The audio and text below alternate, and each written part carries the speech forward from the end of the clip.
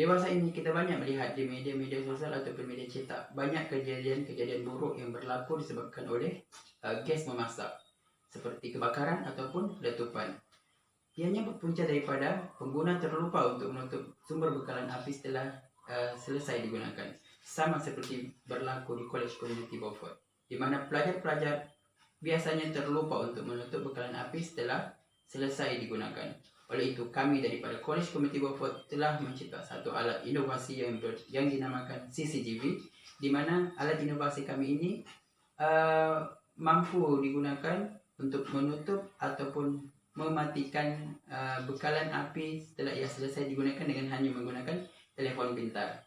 Objektif utama penghasilan produk inovasi kami ialah pertama, untuk memudahkan pensyarah ataupun pengguna untuk melihat sama ada gas sumber bekalan api masih hidup ataupun telah dimatikan. Sekiranya belum dimatikan, dia boleh mematikan dengan hanya menggunakan telefon pintar. Yang kedua ialah kami berusaha untuk meningkatkan tahap keselamatan pengguna, terutama di College Community Beaufort. Dan yang ketiga ialah kami juga merevolusikan industri 4.0 di dalam produk. Antara komponen industri 4.0 yang kami terapkan di dalam produk CCGV kami ialah yang pertama, Internet of Things, yaitu IoT, di mana pengguna hanya perlu menggunakan internet untuk scan QR code dan download aplikasi yang telah diberikan. Kedua ialah sistem integration, di mana melalui aplikasi yang telah di-download tadi, kita boleh mengintegrasikan penggunaan telefon ini dengan peranti pada CCGV. Oleh itu, kita boleh mengawal CCGV dengan hanya menggunakan telefon pintar. Yang ketiga ialah Big Data Analysis, di mana data-data pengguna akan direkodkan di dalam aplikasi CCGV tersebut dan kemudian kita akan masukkan dalam Google Drive. Melalui data tersebut, kita boleh tahu siapa pengguna terakhir ataupun siapa pengguna untuk seharian tersebut sekiranya ada kejadian yang tidak diingini berlaku. Cara penggunaan CCGV ini juga adalah sangat mudah, di mana pengguna hanya perlu scan QR code yang telah diberikan, kemudian memuat turun aplikasi yang telah diberikan di dalam Google Form tersebut, dan kemudian boleh mengawal CCGV ini dengan hanya menggunakan telefon pintar.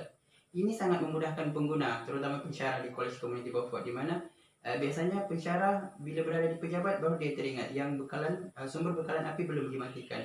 So dia boleh mematikan sumber bekalan api tersebut dengan hanya menggunakan satu klik sahaja di telefon pintar. Produk kami juga telah didaftarkan di MyIPO, di mana hak cipta produk tersebut telah diberikan kepada kami. Ini adalah merupakan produk akhir CCGV, di mana sumber bekalan api akan masuk di sini dan sumber bekalan api akan keluar di sini. Dan ini adalah peranti CCGV di mana kita boleh kawal dengan hanya menggunakan telefon pintar selagi internet masih ada, walau dimanapun kita berada. Produk CCGV ini mempunyai potensi pasaran yang sangat besar. Ini kerana belum ada produk seumpama CCGV yang berada di pasaran. Yang kedua ialah kami menggunakan teknologi terkini selaras dengan industri 4.0. Dan yang ketiga ialah produk ini boleh digunakan di mana-mana saja. Di rumah, di pantry, di dapur latihan, sekolah-sekolah kemahiran ataupun institusi kemahiran, dan juga di industri-industri yang menggunakan gas LPG. Impak ataupun kepentingan produk CCGV ini ialah pertama, ia dapat meningkatkan tahap keselamatan pengguna sekaligus dapat mengurangkan kejadian-kejadian buruk yang disebabkan oleh gas memasak.